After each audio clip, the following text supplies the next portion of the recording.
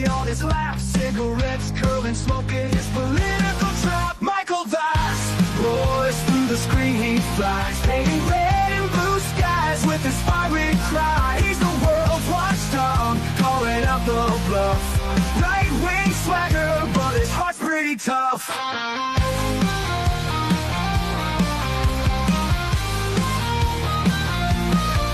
He's a Republican dragon with his truthful slight, fights the battles unseen in the shadows of the night. From policy to passion, he breaks it all down, giving a voice to the voiceless, wearing his crown. Caffeine-fueled mornings, the smoke curls dance, Puppy at his feet, giving life one more chance. Through algorithms and bias, he cuts straight and clear. Michael's roar echoes in the hemisphere. Michael Vass roars through the screen, he flies, painting red and blue skies with his fiery cry. He's the world's watchdog, calling out the bluff. Right-wing swagger, but his heart's pretty tough.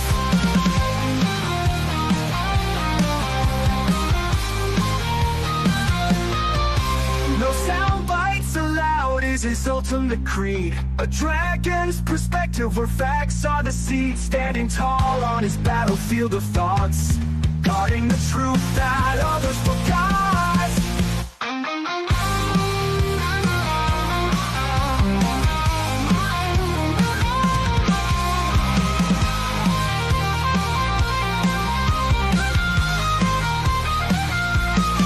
Michael Vass roars through the screen, he flies, painting red and blue skies with his fiery cry. He's the world's watchdog, calling out the bluff. Right-wing swagger, but his heart's pretty tough. Hello, everyone, and thank you for joining us. This is No Soundbites Allowed, and I am your host, Michael Vass, the political dragon, here in our offices in the Bronx, New York. Today is February 26th. It is currently 1:02 p.m. in the afternoon. I'm happy to have you all here with us as we're talking about the continuing to develop story about Cuba and an attack against apparently American citizens, 10 American citizens. This is a story that potentially could be the precursor that could lead America into a war with Cuba. And that is something that should be taken seriously. It is a serious potential here.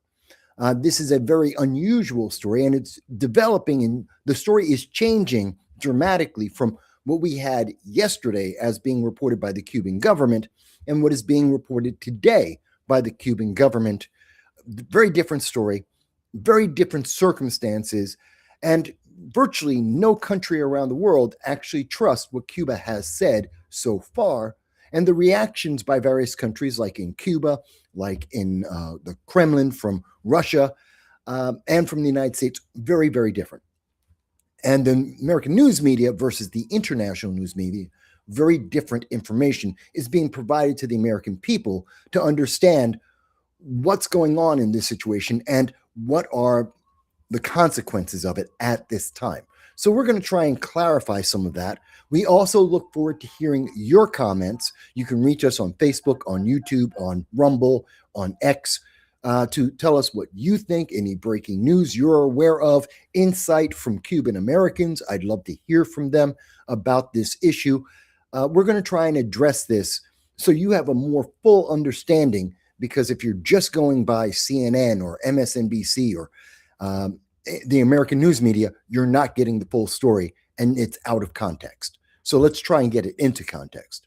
Now, what I'm going to do is we're going to start on the history, going to step backwards in time a little bit so we have a better understanding of what the hell is happening here, because I think it is important. Give me 1 second. Just want to say,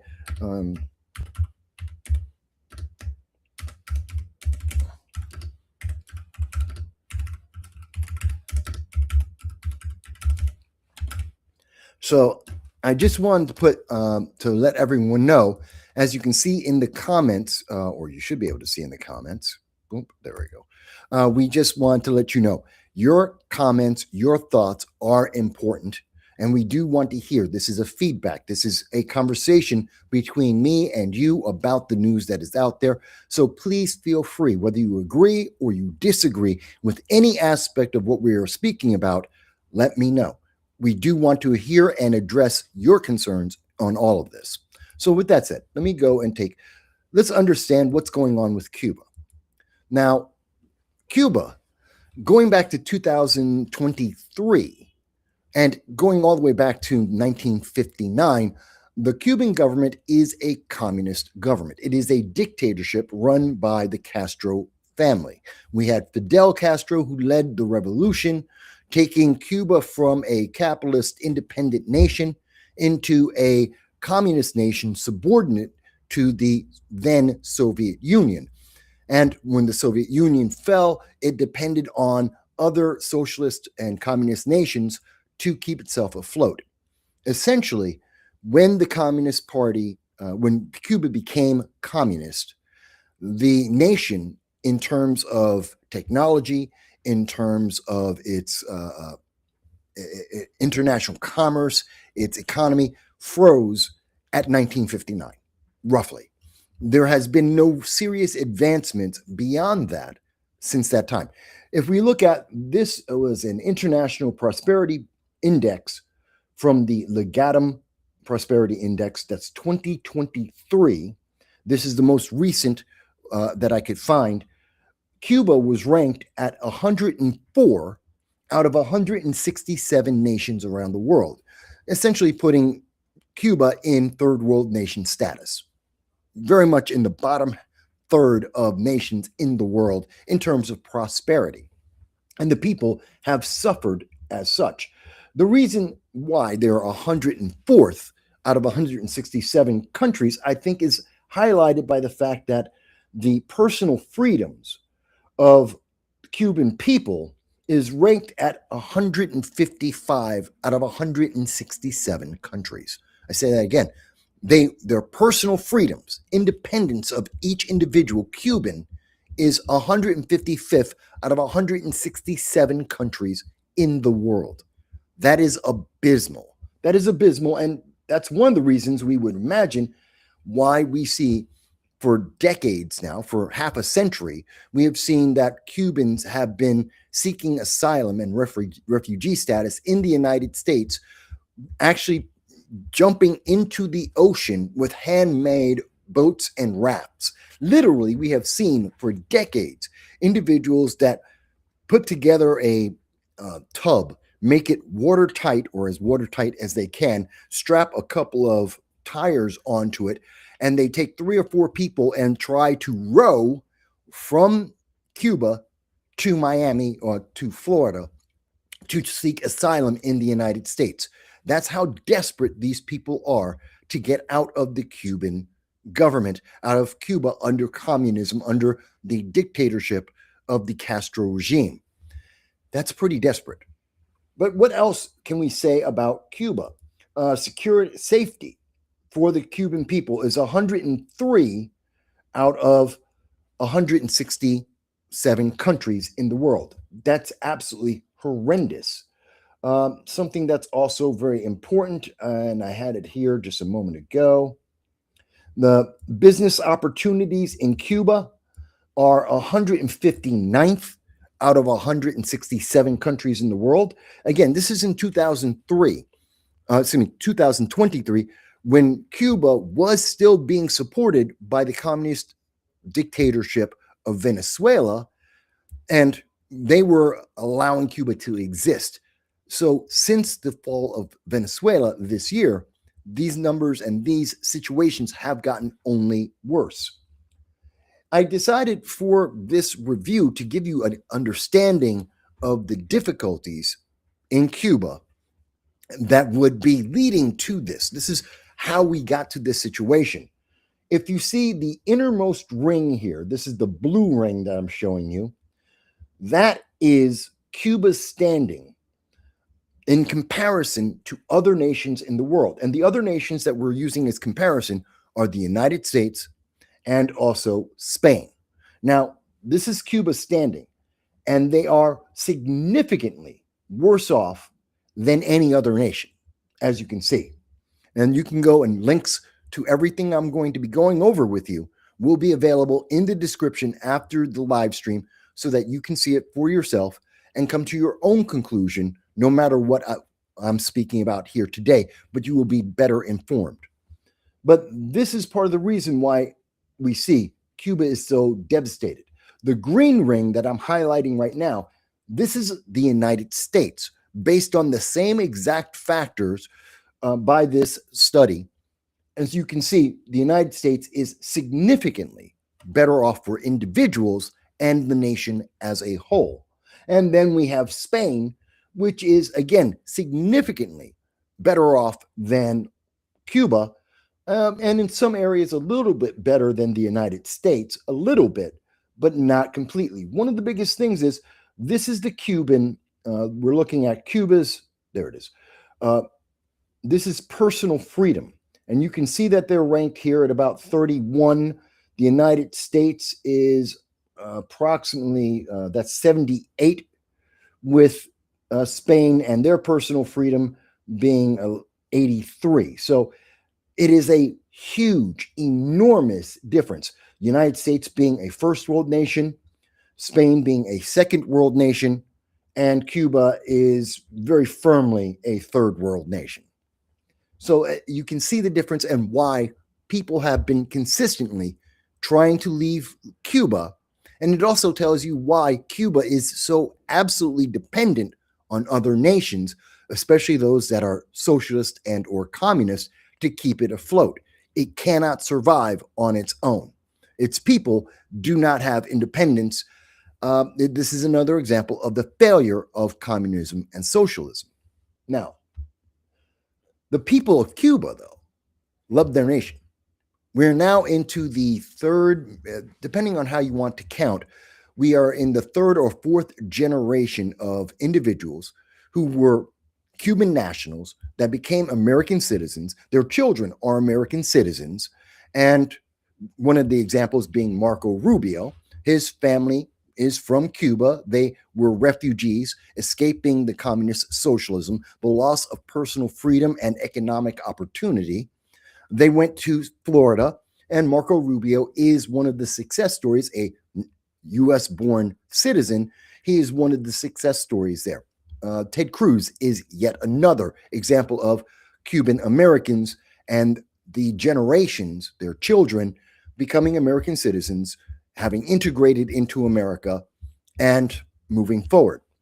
I think this is important because Cuba, the relationship between Cuban Americans and the United States is very close at heart.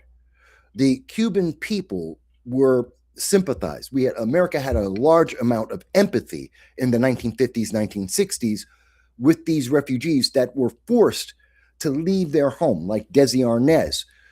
Many people know him from I Love Lucy. He at one point owned CBS, the television show.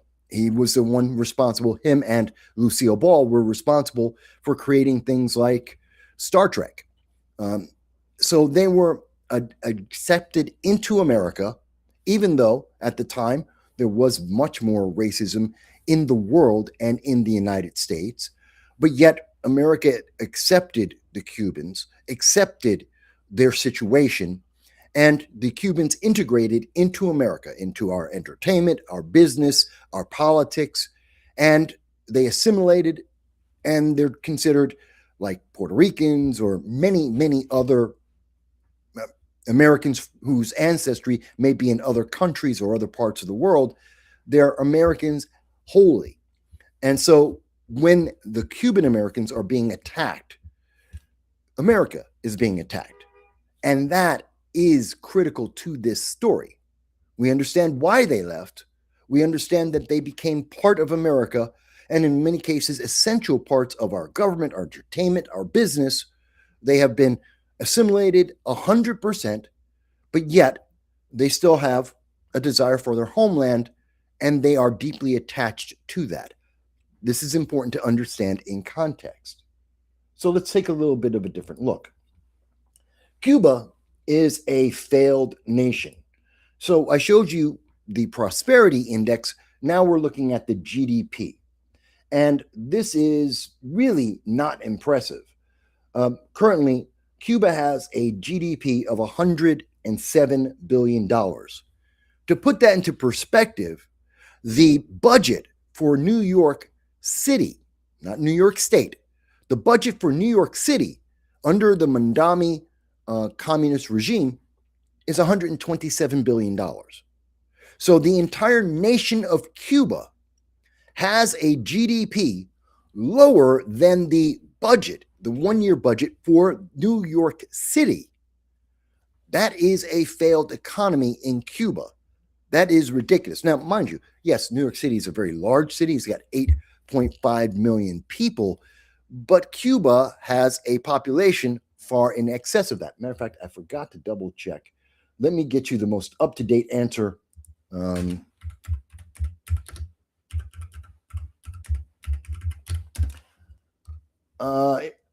Cuba has a population in 2026 of approximately 11 million people. So we have 11 million people in Cuba versus 8.5 million people in New York City. New York City has a larger budget than Cuba has a GDP. And that is primarily because Cuba is a communist socialist nation. Obviously, the fact that Cuba is a communist nation, the fact that the Bay of Pigs, and I'll talk about that in just a moment, failed because of the Cuban Missile Crisis, because of the connection between Russia and Cuba and the threat against the United States. There is no love lost between the American government and the Cuban government, nor the Cuban Americans and the Cuban government, the communist government that exists at this time. So going forward from that, let's take a look. And again, part of the reason why America is so adamant about Cuba and why this has been such a prevalent story, Cuba is incredibly close to the United States. We're talking about 100 miles distance between Cuba and Miami, Florida, the southern reaches of the United States. They are an existential threat at times to the United States. One of the examples of that is in 1961, when there was something called the Bay of Pigs. A lot of viewers may be too young to have heard about this or know about it. This was an attempt it was poorly done. It was an idea by the CIA, along with many Cuban nationals, to try and retake their homeland from the communist regime of the Castro administration. And so 1,500 Cubans and also some military personnel from the United States decided to try and invade Cuba, and that failed, mostly because the JFK administration did not provide the proper amount of air and naval support that the CIA had indicated would be necessary to take over the island. Now, this made Cuba and the communist regime very, very paranoid that the United States would again at any point try to invade and take over the nation again. That paranoia has continued to this day. And that is one of the existential threats of the Cuban Communist government since the time of the takeover by the Castro administration, that dictatorship. They have always, number one fear is that America will come in and free the nation, turning Cuba into either a commonwealth like Puerto Rico or to integrate Cuba into the United States and making a state.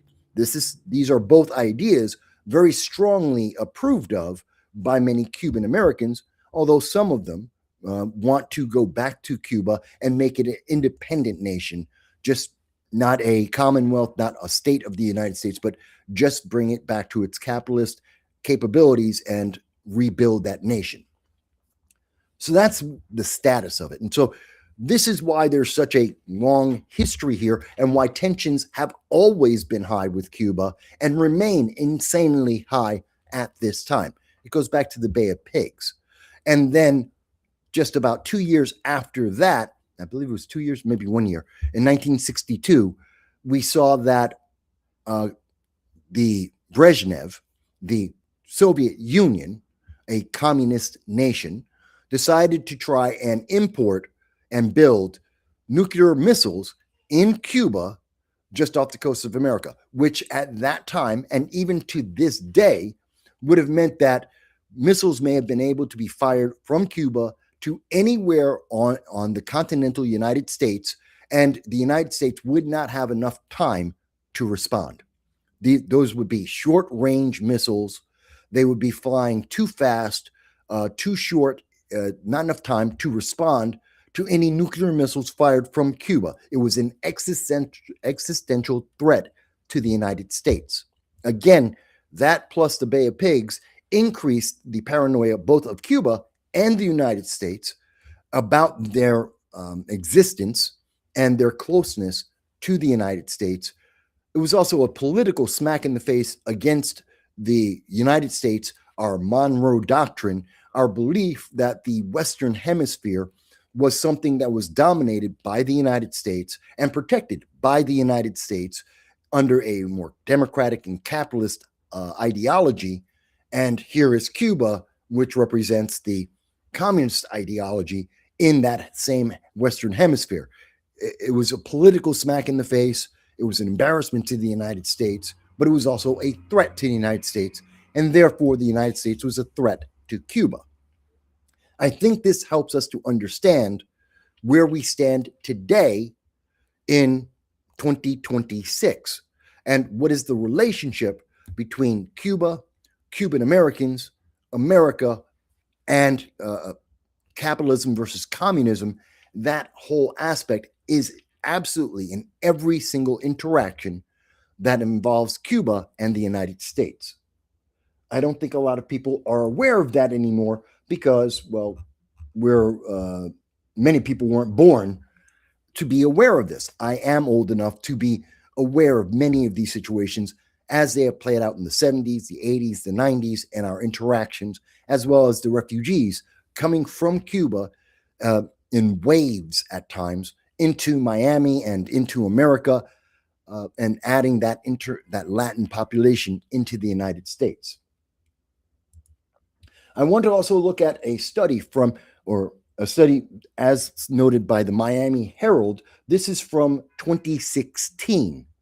And it again emphasizes that the Cuban economy, communism, failed utterly and absolutely has failed. That the Cuban people barely make any money. Now, this is again in 2016 dollars. But according to this study, actually, there were two studies involved here. One is from a Rose Marketing, which was a offshoot of the Russian government, and another from what was this? The second one was from Boston Consulting Group, which I'll deal with in a second. And the Rose Marketing, which is part of in the Soviet Union, they found that the average Cuban, the government of Cuba said the average Cuban was making $25 a month. $25 a month.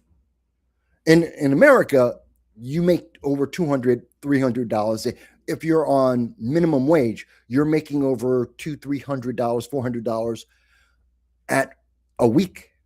That's a weekly income. So to say that Cubans were making $25 a month is insane. Now, what was found is those were the numbers being recorded or promoted by the Cuban Communist government, the dictatorship of the Castro administration. But what the study found, that on average, the Cuban people were making a little bit more than that. They were, the mid-range of that was about $50. So they're doing much better than the Cuban government would admit. But the reality is $50 a month versus even impoverished people in the United States were making at least $250 a week. It's extraordinary. We're talking about $1,000 American every month for the poor of America versus what is it, $50 a month. So you're talking about $600 a year for the Cuban people. They are desperate. And in that, additional studies from the Boston Consulting Group found that the median household in Cuba was actually closer to $300 to $400 a year. $300 to $400 a year. This is the weekly income of a impoverished family or individual in America in 1 week. That's devastating. So the reason why I bring that up is it exemplifies that Cuba is a nation that has been desperate for decades. It has oppressed its people for decades. It has, as we often see, communism, when instituted, freezes a nation at that moment in time. That nation is stuck in that decade and does not advance. They don't advance economically, they don't advance technologically. Their people suffer and have a lower quality of life than any comparable nation around the world. Even third world nations advance more than nations that are stuck in socialism and communism. Now, that means that the relationship, international relationship between America and Cuba is very antagonistic. Cuba is jealous and angry about the United States, about the success that even the poor in the United States have. It makes the unrest in the nation always simmering just below revolution in Cuba, because they know that anywhere else in the world, virtually anywhere else in the world, they would be able to have a higher quality of life. They would be able to have more goods and services. They would have more opportunities, and their children would have more opportunities, except they are in a communist dictatorship and therefore they cannot advance. It is also an example of Cuba cannot survive on its own. It must have a sponsor. Just like we heard from Margaret Thatcher, socialism is wonderful as long as the other guy has money. As long as you're using other people's money, socialism is fantastic. And the moment that that money dries up, it fails utterly and completely. We are seeing that now. Under the Soviet Union, they were paying a huge portion of the GDP for Cuba and supporting that nation to make it viable.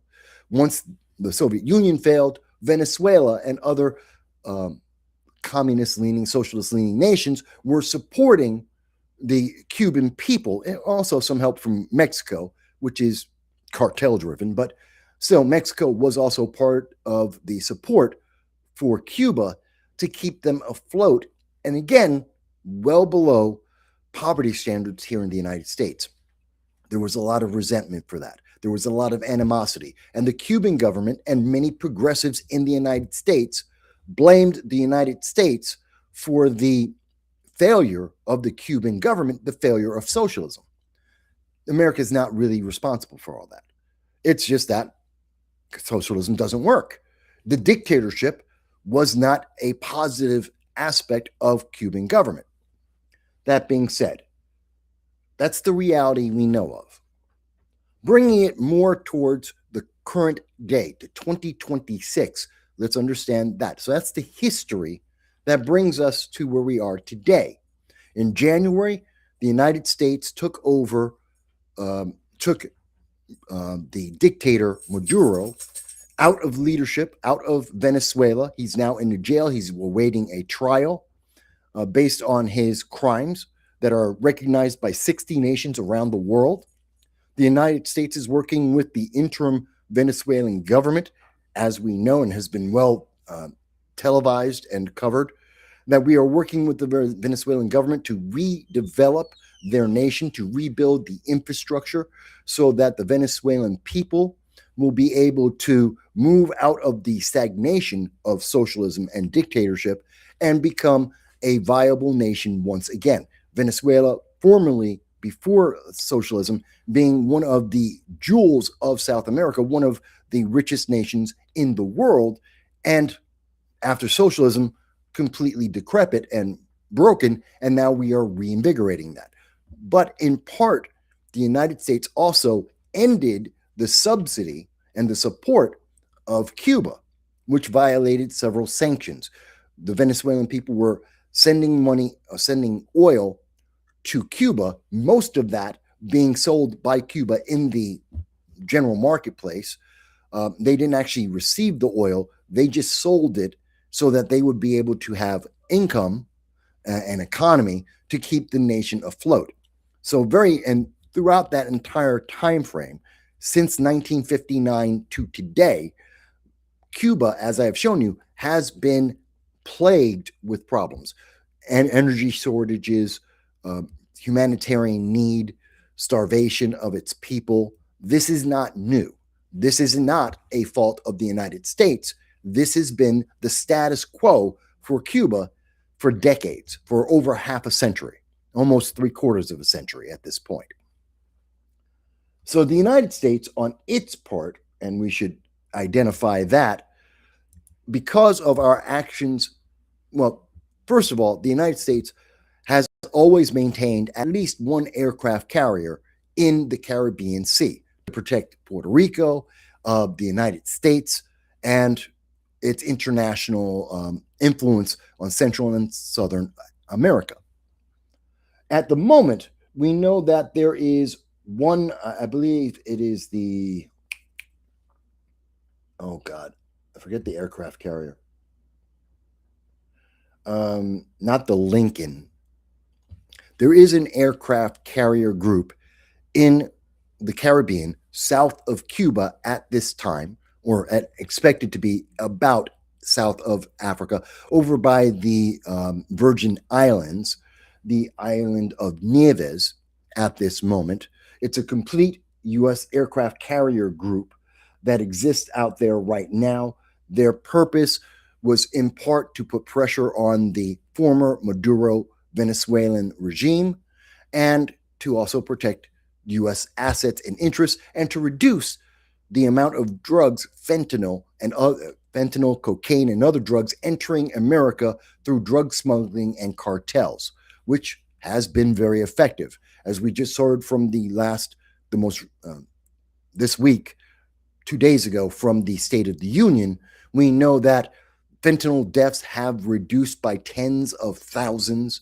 There has been a positive impact in Donald Trump destroying various gunboats, using the U.S. military to destroy gunboats, drug smuggling boats, cigar boats, entering into U.S. waters and distributing drugs into America, as well as slavery through human smuggling or human trafficking, as they sometimes like to call it. So that's one of the pressures there. I also want to bring up that in the month of February, after we saw Maduro captured by U.S. Delta forces and U.S. working in Venezuela without having dropped troops, we did not invade Venezuela. Then we've had hundreds of Army, Navy, and Marine troops that were surged into Guantanamo Bay. Now, Guantanamo Bay is a U.S. base in Cuba.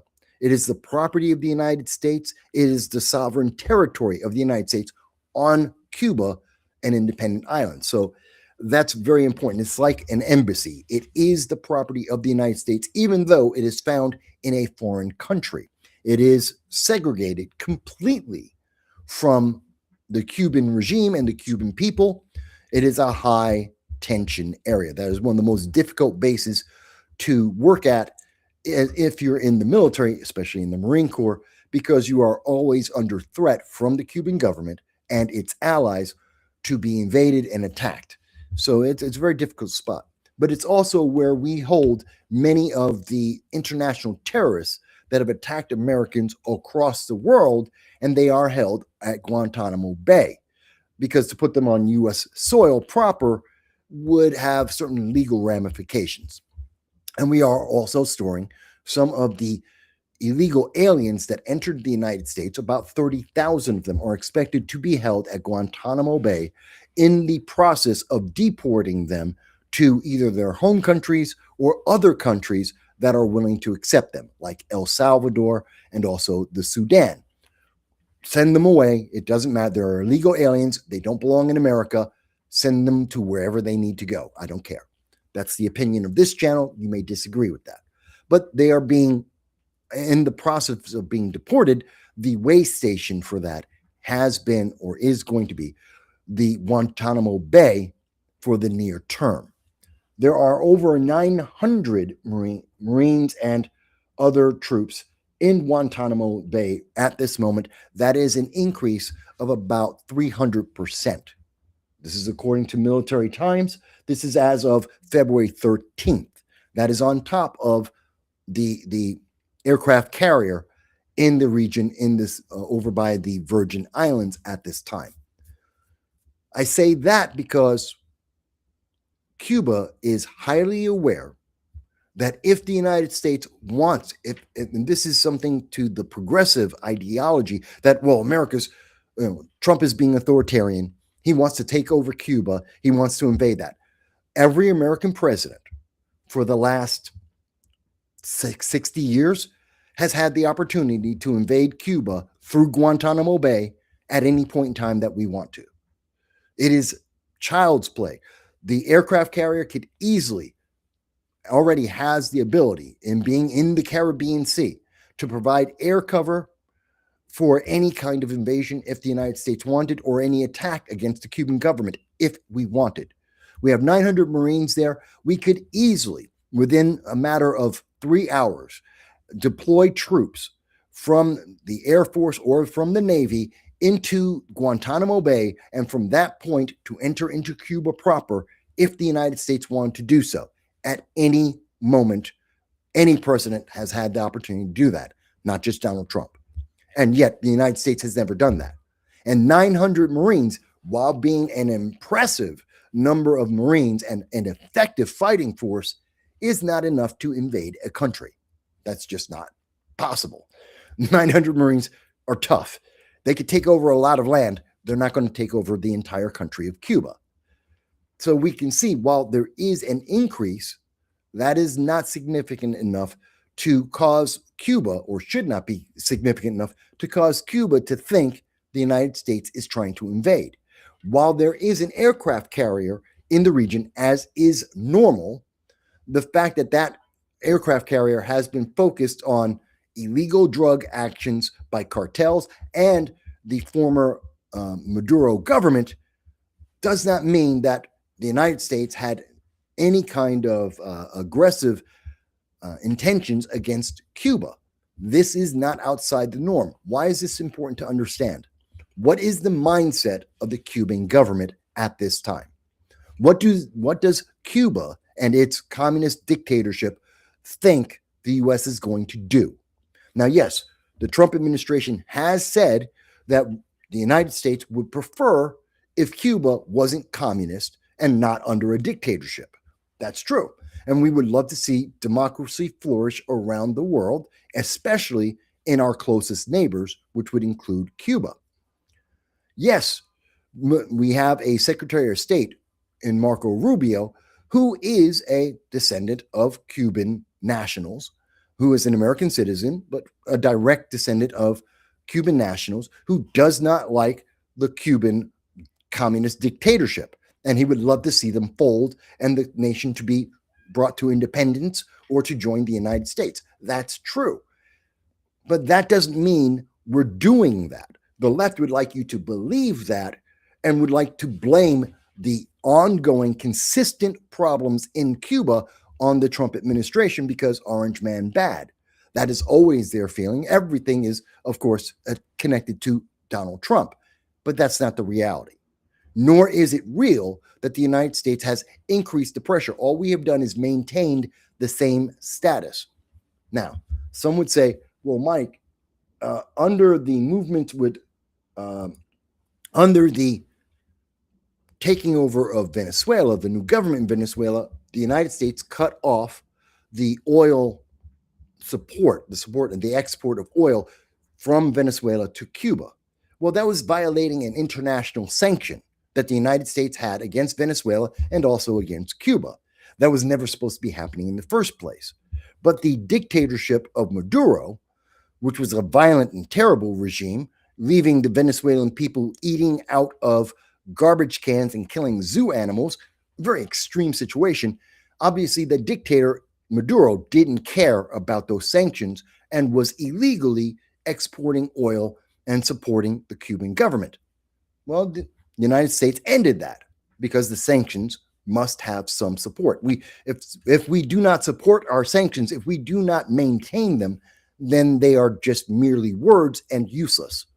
So Cuba is upset about that, but that doesn't mean that we are intending to destroy Cuba. That is just a consequence of what we have already said, policy that already existed.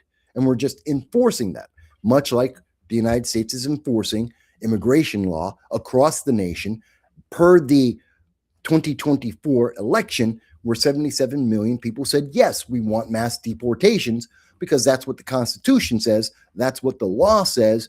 And yes, America should be for Americans first and not everybody who just walks across our border. Open borders is not a reality, nor is it a benefit. So in that same mindset, we have to follow the law. And part of those laws are the sanctions. So I'm trying to give you the correct understanding of the background of what got us to today. You may not like that. Some people will be upset about that, but these are the realities that bring us to this Cuban crisis. And part of that is we even have our allies, like in Canada, who are working against the United States to support Cuba, because Canada, under Trudeau and now under Prime Minister Carney, is very left-centric. They are very much a socialist-leaning nation, even though they're our northern border and allies to the United States. They have been distancing themselves under Trudeau and under Carney from the United States because they have TDS. They have Trump derangement syndrome, and that's their own problem. But their own people do not agree with that entirely. And this is Jamil Giovanni. What more could we be doing for our own people? I want to show you what he had to say here. Mr. Jamil Giovanni, I think that's how his last name is pronounced, is a Canadian member of parliament for the Bougainville, Oshawa North. Okay, so he is a member of government, and he recently had to speak about this, and he said, and I want to show you this clearly. What more could we be doing for our own people? And it is my belief that that is what all politicians should do. It is my belief that's what the media should do also. Unfortunately, that's not the case. So let's take a practical example. The government of Canada announced they were going to accelerate $8 million in addition to other supports to the government of Cuba as a response to Cuba's so-called crisis of what's going on right now. And I say so-called because it's a communist government. I don't know what to believe what they say is going on over there. Forgive me, I don't trust communists that much. I'm weird like that. So they say, the government of Canada does, the Mark Carney government, his foreign affairs minister, Anita Anand, that they're going to accelerate $8 million in aid to Cuba. Now, while they're doing that, there are a lot of things I could think of $8 million being able to do for the Canadian people. And yet the way this is framed so that you don't think about it as a choice between money exiting our borders versus money being used to the benefit of Canadian workers and businesses, is the media has framed this as a response to the United States. And I want to share with you some of the news headlines so you understand what I mean. This is from CTV. As the United States squeezes Cuba, Canada readies aid package. Global News. Cuba's ambassador says the United States is suffocating people. Associated Press. Canada prepares aid package for Cuba as it faces fuel shortages worsened by U.S. oil embargo. So the media has framed this decision by the Carney government as if it is a rebellion or a resistance act, a protest to the U.S. government. But I would say this is actually something that we should be comparing to what we could be doing with that money at home. What So what you've seen here is this is a um, Canadian government official who is doing what was happening during the State of the Union. He wants to promote Canada first. He doesn't believe in supporting communism. He believes that the news media, because it is left-leaning, is trying to use the United States to justify supporting communism, socialism in the Western Hemisphere, and that they are, in fact, taking some of the money from the Canadian people and giving it to the Cuban dictatorship to promote and continue that dictatorship. So we see the lines of conflict that are ongoing. Mexico is giving Cuba some money for humanitarian aid. Canada is helping to prop up the socialist government that would otherwise fail, and the people of Cuba would have other options available to them if their government were to fail. They're extending the suffering that didn't otherwise would not exist. The people would move on. There would be a better government that would take place if it were not for the support of Canada, Mexico, of various nations that are left-leaning and their misguided understanding. That increases the tension with the United States, both from coming from our northern ally and also coming from Cuba and other left-leaning nations around the world. I bring all of this up and I give you this information so you can understand what happened yesterday. Cuba killed 4 Americans. Cuba wounded 6 Americans. This is coming from Cuba itself. The Cuban nation notified the United States yesterday that one of the patrol boats for the Cuban Navy, for their border patrol, shot 4 Americans and killed them, shot 6 Americans, wounded them, and then took them as prisoners to a location that is undisclosed at this time. We don't know if those 6 Americans are getting medical treatment, if they are being interrogated. We don't know what their status is at this time. But that's what the Cuban government told us yesterday. And this is what Canada is supporting. This is what socialist nations are supporting. There are many questions about this, and we brought that up yesterday during our live stream last night, the Midweek Madness live stream, and we were addressing this as the breaking news was hitting around the world and trying to decipher this and to understand it. Now, we do know that since that time, today, Cuba has called the fatal boat clash a foiled uprising. The story has now changed because the initial statement from Cuba itself that they killed 4 Americans and wounded 6 others, and that these individuals had disappeared, there was so much of an international backlash, and more importantly, an American backlash, that now the news story, again, none of this confirmed, this is all just coming from the communist government, which even members of the Canadian government, which are left-leaning, say, you know what? We still don't trust these people. So even Americans should not trust this. They are now saying that this was an attempt at terrorism. And you can see this is coming from Bloomberg News has mentioned this. The BBC, behind its firewall, has an article. Cuba says group shot on U.S. registered speedboat, planned an armed infiltration. Now, the wording is very interesting, because you will see further left news organizations will call this a terrorist action, according to Cuba. And those who are more centrist leaning will call it a armed infiltration or a conflict in general. They will downplay the words, but they will continue to say that this was an attack against Cuba, which I find to be very interesting. We see that according to CBS News, and CBS News is better than most American news, although not good. This is a horrible article, and I will prove that to you in just a moment. But according to CBS News, a man killed on speedboat off Cuba lived in the U.S. for 20 years and had an obsessive quest for Cuba's freedom, according to his brother. This was released at 9:50 a.m. And what they are not acknowledging, the one confirmed kill that we believe is confirmed at this time, is an American citizen. So it's not a man who was just killed. That was an American who was killed. This is CBS helping Cuba by downplaying this news because the backlash from America was building and it was becoming very significant. It was going to require a military action from the United States. So CBS has now downplayed this story, making it just an individual who lived in America for 20 years because he was an American citizen. He's an American citizen. He lived in America. He is an American citizen.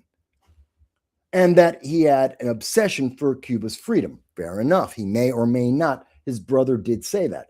But this news story is very incomplete and unclear. They do identify that the individual who died is Michael Ortega Casanova, apparently. This is what the news media believe is correct as per the indication from Cuba, but it is unclear if this is actually accurate. He is one of the dead. There are 6 other individuals. Now, this story, again, from CBS has been watered down and has been meant to make Cuba look better and to get support and sympathy for Cuba. We also have the news report that came from, here it is, NBC. And so in NBC News in the United States, they go 10 Cubans on U.S. boat intended to carry out an armed infiltration. Now, again, you see the left-leaning news media moving the story more and more in favor of Cuba. They're saying 10 Cubans. They're saying it's 10 Cubans because the story from Cuba is that these are 10 Cuban exiles, which means they're not part of Cuba. They're not Cuban nationals. But Cuba is saying that these are Cuban nationals, not American citizens. They're not recognizing their American citizenship at all. And they're saying they're part of Cuba and that they are traitors to Cuba under the communist dictatorship. And we see NBC News is feeding directly into that because they do not want the American people to become upset that Americans were killed. They don't want to allow Americans to understand the truth of what is happening in the story. So just like how CBS downplayed this and were not being honest, NBC News is not being honest. They are taking the side of the socialist communist dictatorship. They are disavowing these American citizens of their citizenship and their rights so that you do not understand the stakes, nor do you ask for the backlash that would normally happen anywhere in the world. When Americans are killed out for no reason whatsoever, the American people normally want massive retribution for that. But they want to protect communism.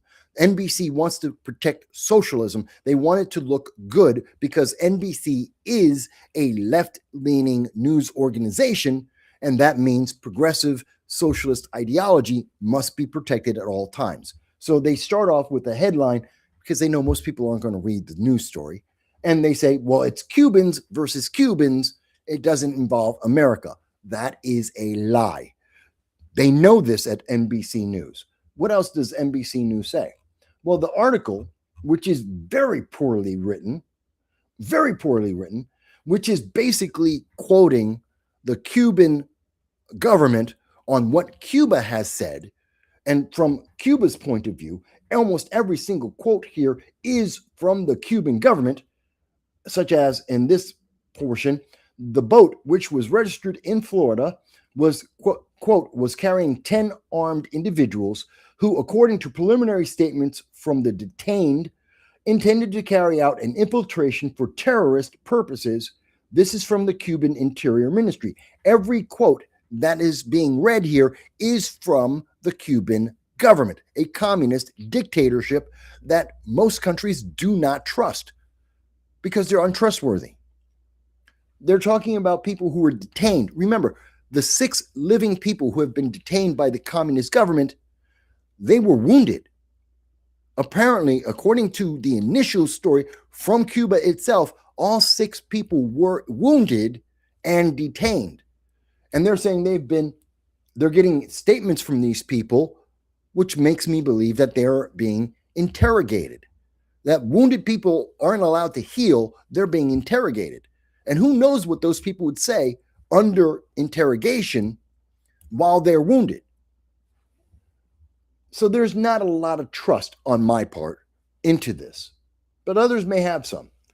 And so we see that NBC is bending over backwards to make Cuba look as good as they possibly can. They go into, and I thought this was interesting because they end this article talking about various politicians. Obviously, Miami is Florida, southern Florida in particular, has a very large population of Cuban Americans with ancestors and some living individuals who were formerly refugees from Cuba.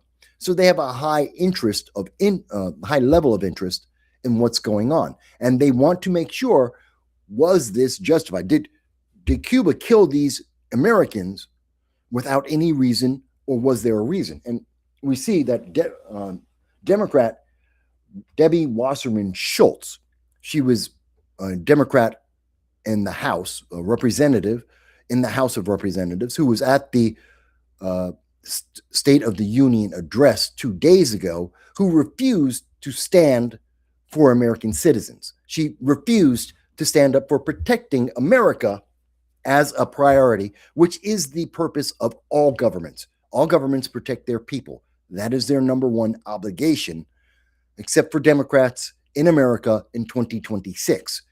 They don't believe in that. And they showed that to the American people live. So Debbie Wasserman Schultz, who does not believe in protecting American citizens, is calling for an investigation because even she, as left-leaning, as progressive as Debbie Wasserman Schultz is, as left-leaning and progressive as 21% of the Democratic Party is, does not trust Cuba and what they are saying. But she's also trying to blame this on Donald Trump.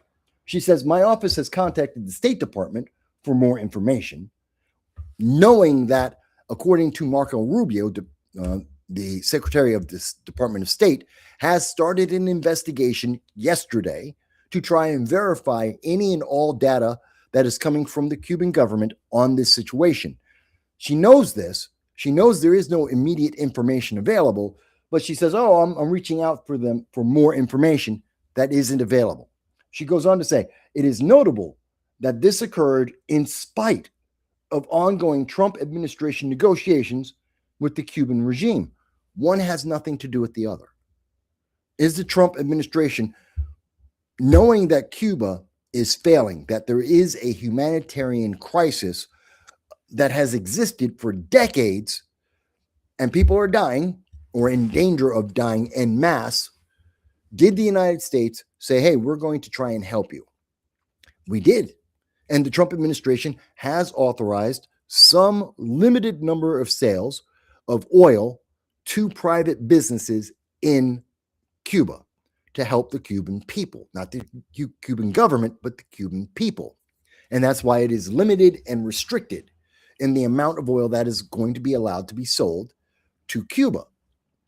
She knows this. She doesn't like it. Debbie Wasserman Schultz is a Republican. A Democrat. She doesn't like Donald Trump. She has Trump derangement syndrome based on her many, many statements that we have heard so far. She's trying to find a way to blame this on Donald Trump. The United States did not authorize anyone to go in. This is not another Bay of Pigs. This is not the CIA sending in agents. This is not the U.S. military going in to assist in trying to take over. And again, I remind you, we have an aircraft carrier in the Caribbean. We have troops at Guantanamo Bay, that we have increased those numbers. if the United States wanted to take over Cuba, we wouldn't use 10 people. In the Bay of Pigs, we didn't use 10 people. It was 1,500 people. And we didn't have enough. We didn't send the air support, and we didn't send the naval support. Right now, we have naval support in the region. We have air support available in the region. We have a base on the island with almost 1,000 troops on ground right this second. If we wanted to invade, we could. And we wouldn't do it with 10 guys in a speedboat. That's just not the way the United States would do it. That is absolutely insane. We don't need to do it that way, and we wouldn't do it that way. But yet, Debbie Wasserman Schultz wants us to believe that that is the way that the United States, Donald Trump, is acting here. It's because they don't have any way of actually telling this story accurately. And we saw that with the BBC as well. So that's CBS News. I want to show you also, this is from Time Magazine. What to know about Cuba's shootout with a Florida speedboat. Again, we see from Time Magazine, they are trying to de-emphasize the fact that these were American citizens. Now, these American citizens might have initiated this conflict. I'm not denying that that is possible, but they are American citizens. And we should not deny and ignore the fact that they are American citizens and that the American government should be looking out for these individuals as best as we can based on the information that we do have verified, which is very little. So in this story, we see essentially the same news information from CBS News, from NBC, is being repeated by Time Magazine, in essence, supporting the initial statements from the Cuban communist dictatorship that no one in the world actually trusts because they are deceptive and they will lie.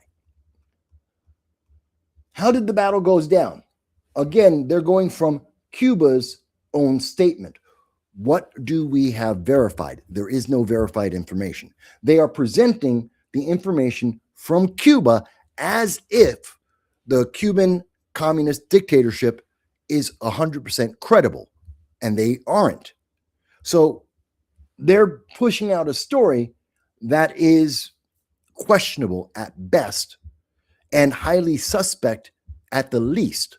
And we see CBS News, NBC, and the Time Magazine are putting out the story as if it is absolutely verified proof. It is absolutely true, absolutely verified truth. It is not. It is not. Who are the people on the boat? One of the biggest questions and the pivotal flashpoint of this entire incident. According to Time, the interior Cuba identified the passengers of the speedboat as armed Cuban nationals living in the United States. That is incorrect. They are, at least as best as is identified and was originally identified by the Cuban government, these are American citizens. Some of them are naturalized. Some of them are natural born. Some of them might have also been refugees, although that's highly unlikely since we're talking about something that happened in 1959. It's 2025. As an example, I'm 58 and I was born in 1968. So it is unlikely that these individuals were actual refugees unless you have 60-year-olds or 70-year-olds in a boat trying to take over the Cuban government. Does that make sense to anyone? I want you to think about that. If these are supposed Cuban nationals, that would mean they are the original refugees that left Cuba when the communist dictatorship took over, the Castro administration, and they left to come to America. And assuming that that first generation did not become American citizens immediately, many of them did, then they would be the Cuban nationals that Cuba is saying. They would be approximately 70 years old. 70. I do not believe a bunch of 70-year-olds were on a boat with a bunch of handguns and rifles fighting the Cuban government. I don't believe that's true. I don't believe that's the honest case. So I have every reason to believe these are American citizens. And Cuba is denying them their rights and their protections as the American government would provide. And Time magazine is forwarding and pushing that message. They are protecting Cuba by saying that Americans aren't Americans. That is a problem. That is a massive problem. And this is part of the reason why 16,000 Americans in the Sudan were abandoned by the Biden-Harris administration. You don't have to believe me. Look it up. It was the last week of April and the first week of May in 2023. 16,000 Americans were abandoned in Sudan as they started a civil war. That is a fact. Look it up. You don't have to believe me. But that's the same problem. The news media in America, as of May 5th, stopped talking about that story. They literally, there has been no news from the U.S. news media talking about the Sudan and the 16,000 Americans that were abandoned as the Biden administration closed the embassy, the only safe haven in the entire country of the Sudan, just closed it down, took the embassy and ran away and left the Americans to try and figure out their own way home from Africa during a civil war. That kind of mentality, that's the news media protecting Democrats and Democrat ideology and legislation to benefit the bad guy and to diminish Americans and their rights. And we're seeing the same thing. I would consider it an equivalent of what happened to the Americans in the Sudan is happening to these Americans, presumably these Americans, with Cuba. They are diminishing their rights, their right to life, and the obligation, as stated in the State of the Union, the obligation of the United States government to protect its people. Now, that doesn't just mean on American soil. That means Americans that are in the Sudan. That means Americans who were in the Ukraine. That means Americans that were in Afghanistan. That means Americans who may have been in a conflict with Cuba and are currently in the hands of the Cuban communist dictatorship. That is an obligation. Debbie Wasserman wants to denounce that and downplay that. The Time and CBS and NBC want to downplay that when it should not be. But these are also the same people who sat down motionless during the State of the Union, televised internationally, and said they do not believe in the obligation of the government to take care of the American citizen. So that's kind of sad. But I want you to see this so you understand I'm not just making this stuff up. I'm showing you the evidence that is there. Let me show you. This is one of the best articles that I believe. Actually, I'll show you one of the worst articles before I go further. So internationally, there is more information available to the American people. And that is coming from Deutsche Welle. That is the German news agency, which is slightly better than information coming from Time magazine, NBC, and CBS, and is far less biased towards the left. But again, not very, it doesn't have a lot of information here. It is very, very brief in its overall review of anything. There's nothing substantive in what they're talking about. But they are better and less biased than CBS and NBC. What I believe may be the best source of news on this conflict is coming at the moment from The Guardian, which is a British news agency, also left-leaning, but yet still less biased than the American news media or the German news media. And they go into Cuba says it killed heavily armed exiles, which is what the Cuban government has called them, who attacked the U.S. from a registered speedboat.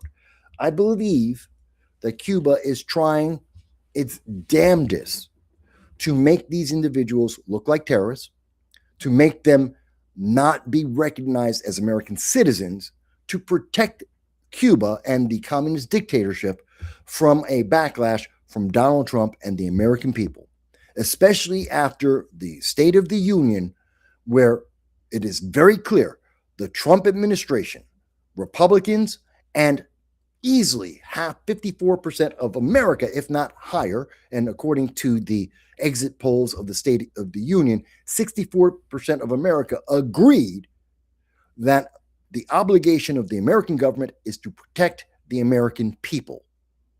These are American people.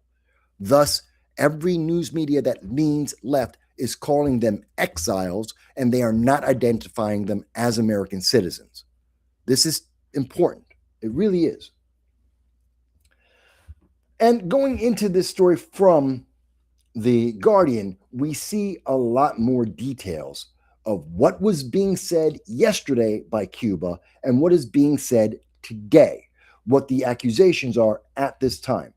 That we believe that, according to Cuba, the wounded Americans have gotten the medical attention. We don't know if they are being interrogated or not. That Cuban authorities have been the only ones to try and provide any information. That Marco Rubio, the United States, is trying to verify any fact that Cuba has said about this to get some real world understanding. We see that the Guardian has identified exactly who were the people who were killed, which would include Conrado Sariel.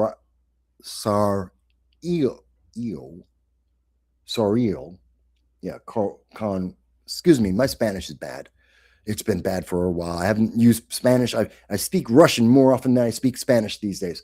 So it's Conrado Sariel, Jose Castello, Cristian Guevara, and Roberto Conseguera. These are the four individuals that were killed, Cuban Americans.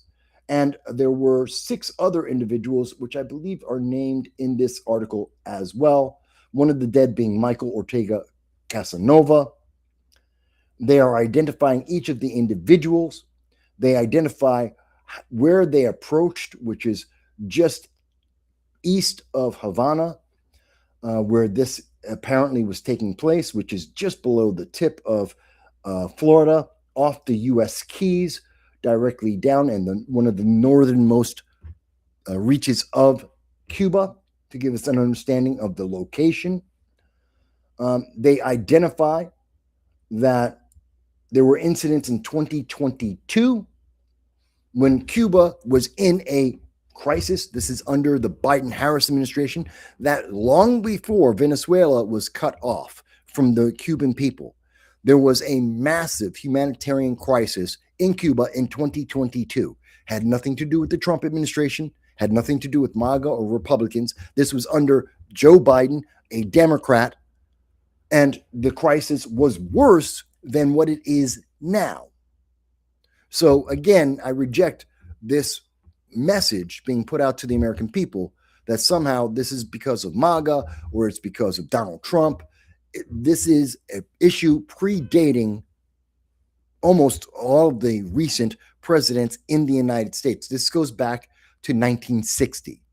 This is when you adopt socialism and communism and dictatorship, you freeze the economic, your economic growth just disappears. It is negated. And your economy, your society freezes in that moment of time, and it does not advance. We saw that with Russia. We saw that with North Korea. We see that with Venezuela. We see that with Cuba. It is one thing that is always consistent when it comes to socialism and communism.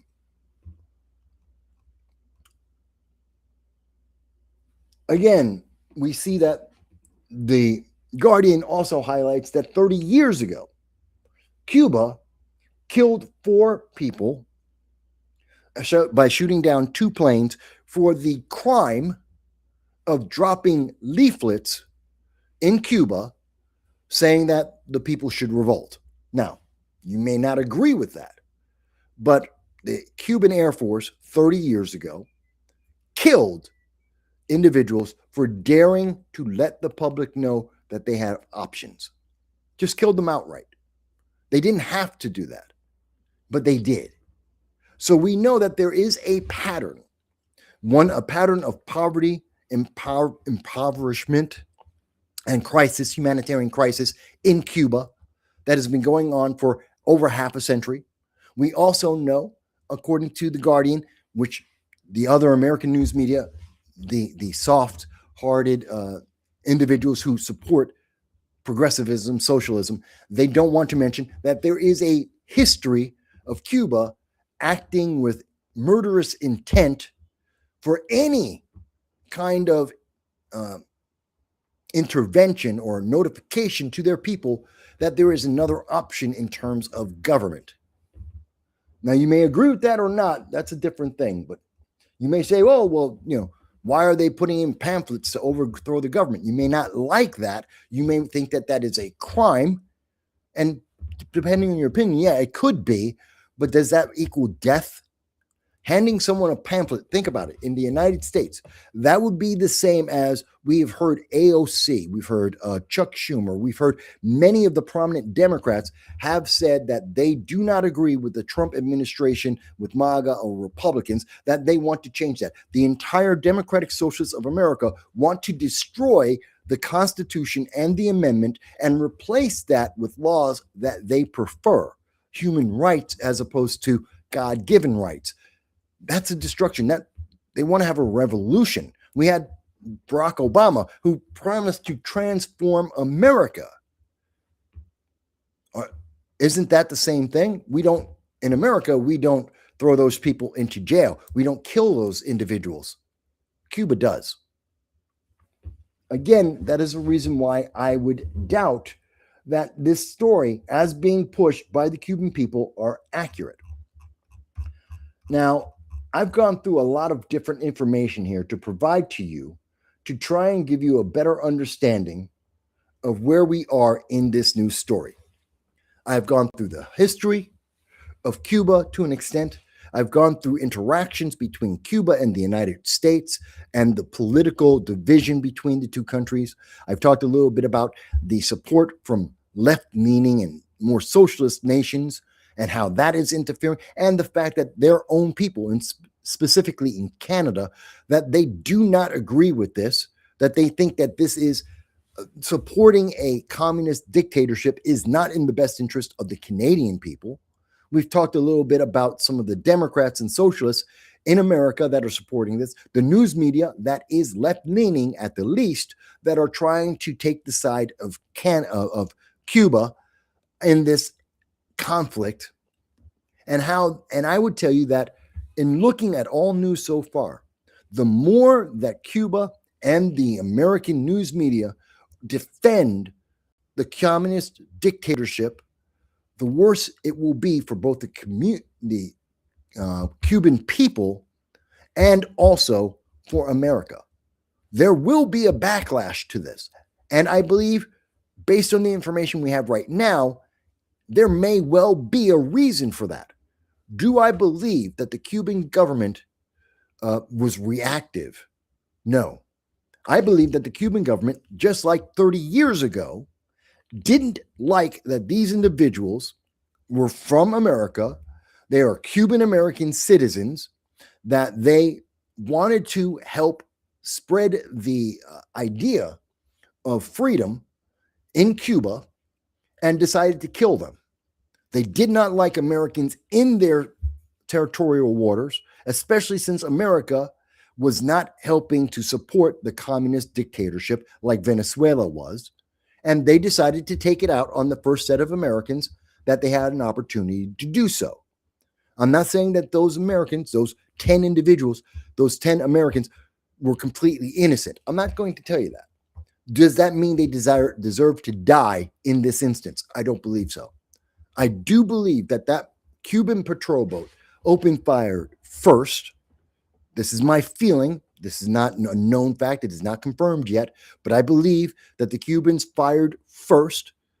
Those Americans, they retaliated. 4 Americans were killed. 6 were wounded. Because, again, If it were the patrol boat, they didn't have to hit everyone, but they did. And that right now, those 6 surviving Americans are being tortured, interrogated while wounded, to be able to support a narrative that is Cuban friendly so that they can get donations and support from Canada and other socialist leaning nations and the Democratic Socialists of America, the left socialist communist leaning elements in the United States, like Debbie Wasserman Schultz and many others that sat down during the State of the Union rather than standing up to protect to actually live up to the obligation of their oath of office to protect the American people. That is what I believe in this. Let me go, and I see there was a comment here, so let me go back because I apologize, Eddie, that I didn't see your comment earlier, but I was trying to cover all of that information. Eddie says, the Soviets had advanced technology. It's just never manifested itself as consumer products. Because I was talking about the support of Soviet Union for Russia, for Cuba. And I did mention that socialism freezes a country's development overall. Just so that people who may have missed that earlier in the conversation, I mentioned that. And Eddie, I agree with you in part. So the socialist government, the Soviet Union in particular, they were able to maintain their position in the world, their power base, based on their military might. Their dictatorship was based on military, and that was the only real technological advancements that they provided. Their people, and I know this for a fact, I have lived in Moscow under the Soviet Union. I have lived in Latvia, in Riga. I lived in Tbilisi, in Soviet Georgia, in the 1990s under the Soviet Union. And I can tell you that in each of those areas, the Soviet government, the people were stuck in the cars, the technology, the roads, the infrastructure was stuck in the 1960s. Yes, they may have had very advanced nuclear weapons, and their military, their tanks were being advanced to an extent, but nothing for the people. And that's what I mean when a Soviet government is stuck in it freezes the country at a certain time. That's what we saw. The people, the economy was stuck in the 1960s. But the military, which was the functional weapon of maintaining the control of the Soviet Union, well, that advanced, but that meant nothing for the average person. And that is something, and I can say that that was the reality because I was there. I lived there in 1991, lived there. I was there for a year and a half. So unlike people who visit and they get treated to all the wonderful, the hand-selected sites that these governments often do, like Bernie Sanders, when he went to the Soviet Union on his honeymoon, he didn't see what the average person, the person living in Moscow, would have seen. I did. I was there a year and a half. Bernie Sanders was there for 2 weeks. Big difference between he was a guest of the state. I was just a guy that was there. Big difference in the experiences we had. I had the experience of the common person. Bernie Sanders had the experience of an ally to the government in charge. Very big difference. Yeah, I know. So I want you to know that I acknowledge and I recognize what you're saying there, Eddie. But I just want people to understand the difference between that. I don't know. We've gone almost an hour and a half. I've tried to give you all the updates that are available at this time. I've tried to be clear about what is and is not known in this situation. I've tried to give you the background, which the mainstream news media won't do. Obviously, it took a little bit of time. That's why the news media won't do it. They want you to hear a minute and a half of news and say, it's done. Just trust us, bro. Just trust us. These weren't Americans. Yes, they were. Oh, well, this was an invasion. No, it's not. Trump was involved. No, he's not. There's so many things that they are trying to put out there to change the public's perception, I believe.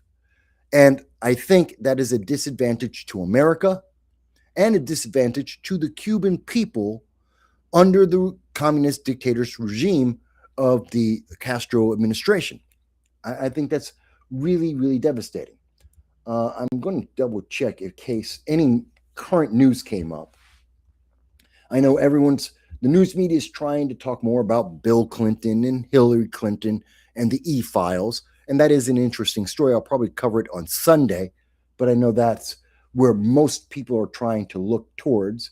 A lot of people are trying to figure out what's going on with the Mondami administration in New York, which has already failed. That's another big story right now. I know that Iran and the negotiations, the U.S. trying to help the Iranian people who have been slaughtered by the Iranian government because they dared to complain about the 1,000% inflation in Iran. Obviously the United States is trying to work on that, as well as remove the nuclear threat of Iran, the missile threat from Iran, the drones threat that is affecting, severely devastating the Ukrainian people. Iran creates drones that they sell to Russia, and that is being used in Ukraine. So we're in negotiations with that. A lot of people are very interested in that as well. But at the moment,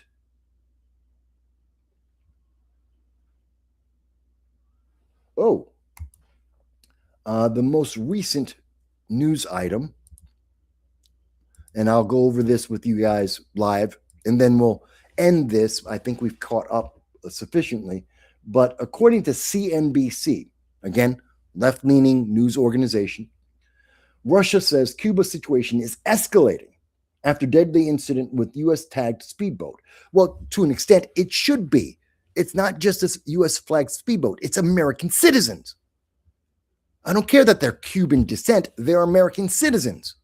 And that is the reason why we should be more involved and we should be following this story. And the news media is trying to downplay that.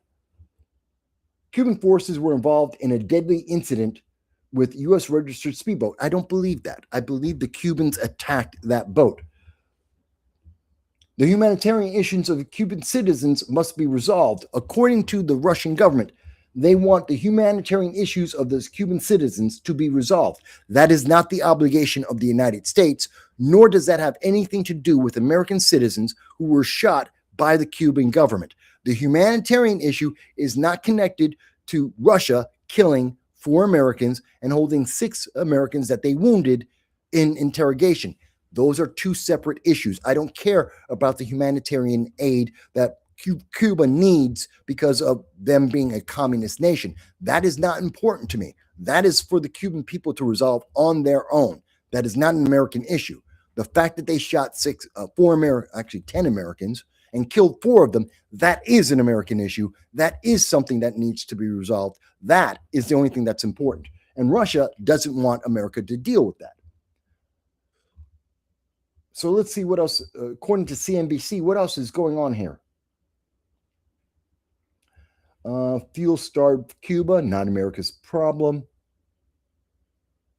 Let's see. A Kremlin spokesperson says, we see that the situation around Cuba is escalating. It should be. Americans were killed. The most important thing is the humanitarian component. There is no humanitarian component involved in Cuba killing 4 Americans, shooting 10 Americans. That has nothing to do with whether or not the communist government of Cuba is able to have a good economy and to function. That's not connected. They're 2 separate issues. Russia would like you to believe that they're the same thing. They are not. CNBC, NBC, CBS have all the Time magazine.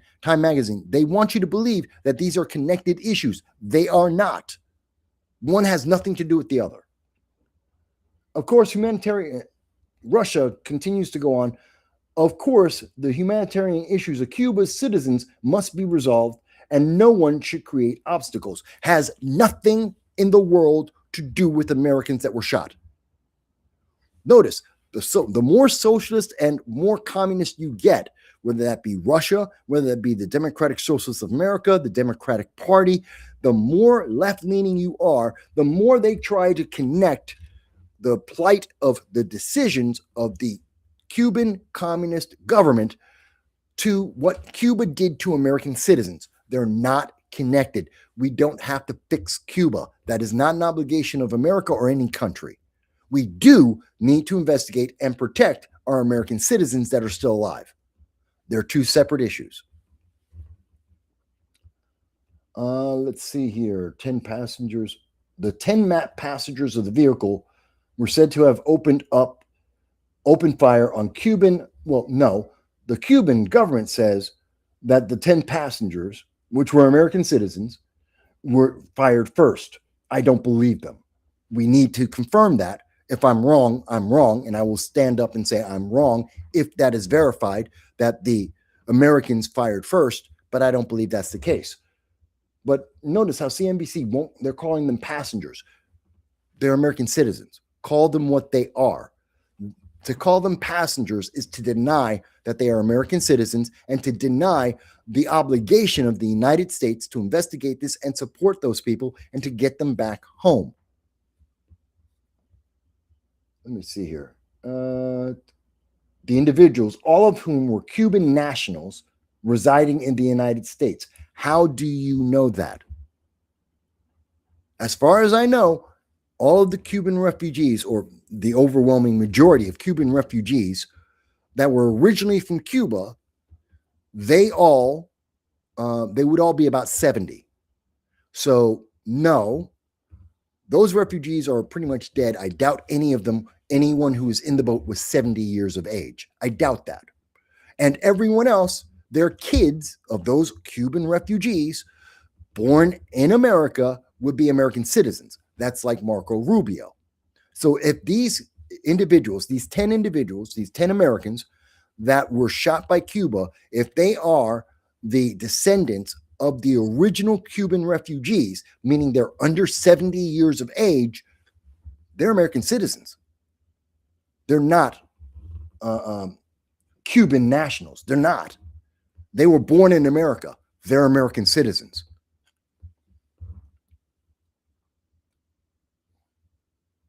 They had some previous criminal records. According to China, they had previous criminal records. Where? Show us those records.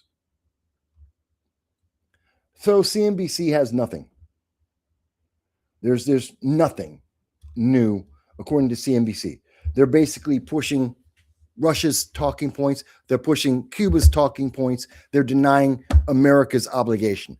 That's where we stand right now. That's upsetting. All right. So we talked for an hour and a half. I hope people will find this to be informative. If you do not agree, leave it in the comments. I'm happy to hear your voice.